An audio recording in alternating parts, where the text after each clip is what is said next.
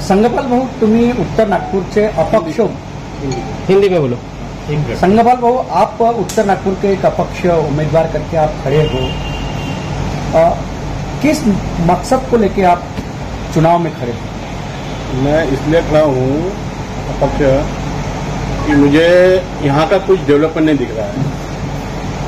उत्तर नागपुर में किसी प्रकार के स्वास्थ्य, स्कूल, बाकी सब चीज़ें, ग्राउंड, ये सब मुझे दिख नहीं रहा कि जो डेवलप हुआ है करके। रास्ते डेवलप नहीं है, झोपड़पट्टियाँ डेवलप नहीं है, और अनेक चीज़ें जो है ये सब हमारे वंचित भाइयों को तकलीफ जा रही है, इसलिए मैं उसके लिए खड़ा हूँ। आपको यानी पार्टियों ने भी ऑफर किया था, लेकिन उसके बावजूद आप अपक्ष है। पार्टियों तो मुझे तो ऑफर किया था, मगर मैंने सबको बोला कि भैया आप सब एक रिपब्लिकन के नाम से आप एक जगह आ जाओ और अपनी ताकत बढ़ाओ। मैं अपना नाम वापस लेने को तैयार हूँ और सभी को मैंने मैसेज डाला, फोन डाला, मगर कोई एक जगह आने को तैयार नहीं था। उत्तर नागपुर में यानी पूरे नागपुर जिले की अगर बात करते हैं हम, तो उत्तर नागपुर में ही जो विधानसभा क्षेत्र, वहां पे 26 उम्मीदवार मैदान में है, चुनावी मैदान में। क्या लगता है आपको, ये वोटों का जो बंटवारा जो हो रहा है और इसका फायदा किसी और को हो रहा है जो हमारे विरोधी है, आपका क्या आकलन है? वो एक मिनट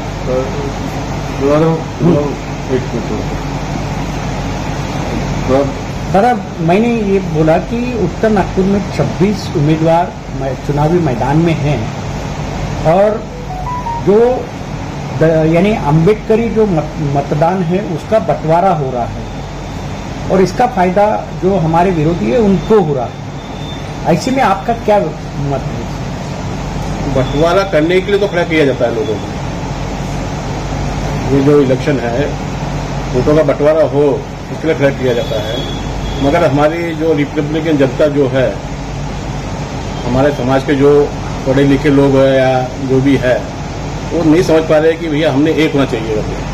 जब तक कि हमारी पांचों उंगलियां एक जगह नहीं आएंगी, जब तक कि हम किसी को जिता नहीं सकते और खुद अपन जीत नहीं सकते। आप निर्दलीय हो, आपकी ब्लू प्रिंट क्या है? मेरा तो ऐसा है कि मैं स्वतंत्र इसलिए खड़ा हूँ कि भैया मैं कुछ लोगों की सेवा कर सकूं और अच्छे काम कर सकूं, और मैं काम करते आ रहा हूं।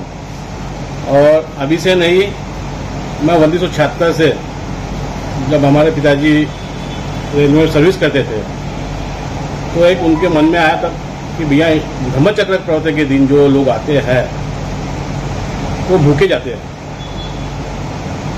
तो ये उन्होंने एक नींव रखी है भोजन दान की। अब वो नींव को मैं अभी कंटिन्यू कर रहा हूँ। अभी 48 साल हो गए उस भोजन दान को, धम्मचक्र प्रवर्तन दिन जो आते हैं।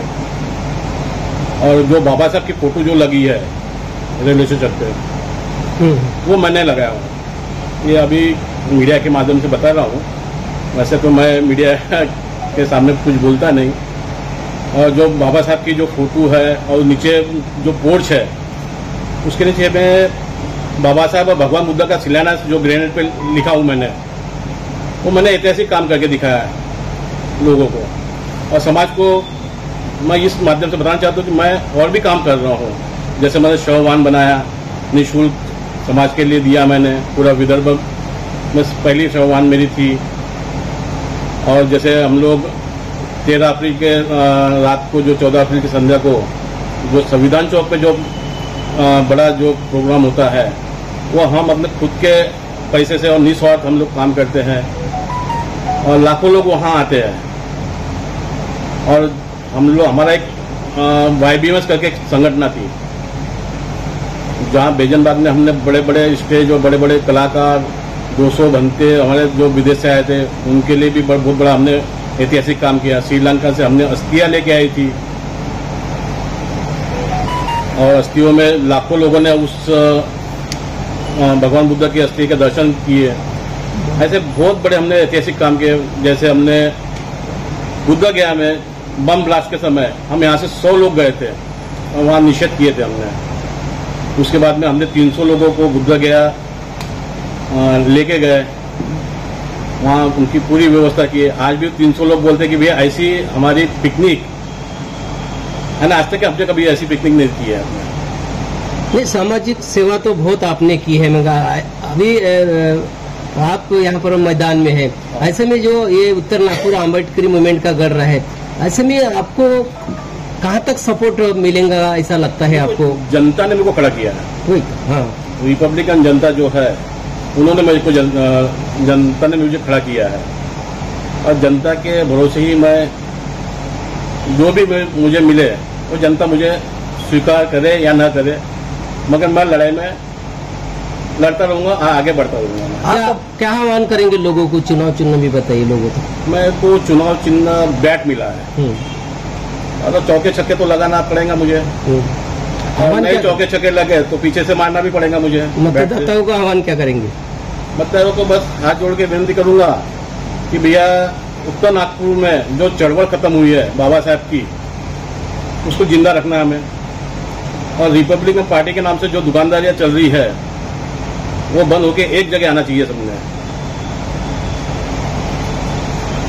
आपने कहा कि आप सामाजिक चळवळ से जुड़े हुए हैं, अभी आप राजकारण की ओर मुड़ रहे हैं। सामाजिक संगठनों का, क्योंकि चुनाव का खेल है, सामाजिक संगठनों का जब तक सपोर्ट नहीं होता तब तक उसको वोट नहीं मिलते। कितने सामाजिक संगठनों का आपको सपोर्ट है या फिर कितनी राजकीय पार्टियां जो है जो आपको सपोर्ट करना चाहती है? नहीं, मुझे तो कोई राजकीय पार्टी सपोर्ट नहीं कर रही है, मैं अपने दम पे लड़ रहा हूँ। और सामाजिक पार्टियां जो है वो भी धीरे धीरे जुड़ेंगी, मैं भी अपना कारवा लेके जाऊंगा तो सामाजिक पार्टियां भी मेरे से जो प्रभावित होंगी वो मुझसे जुड़ेंगी। नहीं, लेकिन चुनाव को अभी 10-12 दिन ही बचे हुए, इतने कम समय में आप कितने सामाजिक संगठन से जुड़ पाएंगे? और दूसरी सामाजिक जो इसमें जाना, मुझे ऐसा लगता है कि उत्तर नागपुर बहुत मागासला है और मैं अब समाज का काम तो कर रहा हूँ, मगर जब तक कि मैं सत्ता में जाऊँ, जब तक कि सत्ता में नहीं जाऊँगा तो उसका उत्तर नागपुर का विकास भी नहीं होगा। ऐसा कौन सा ऐसा बड़ा प्रश्न है या समस्या है जो उत्तर नागपुर जो उसको मुद्दा बनाकर आप तो 30 साल नौकरी करते हैं गवर्नमेंट के लोग, सरकारी नौकरी करते हैं, मगर उनकी पेंशन बंद की है सरकार ने। मैं चाहता हूँ कि आमदार और खासदार की पेंशन क्यों बंद नहीं कर रहा? वो तो क्या है 2 साल 5 साल आते हैं जाते हैं, मगर उनकी जिंदगी भर की पेंशन लागू रहती है। और जो सरकारी आदमी जो है नौकरी 30 साल करता है, आखिर उसके हाथ में कुछ नहीं मिलता। आप आमदार चुनकर आने हमने आमदारों की बंद करना चाहिए। उत्तर नागपुर में नितिन राउत देखो अभी सत्ता में है वो, अब सत्ता में तो दादागिरी करेंगे, जो सत्ता में रहने के बाद में तो उनकी दादागिरी तो चलेंगी, जो भी है सत्ता में रहेगा। या नितिन राउत साहब रहे या चालू कंप्लीट होने के पहले वो जो कर रहे हैं वो लोगों को भ्रम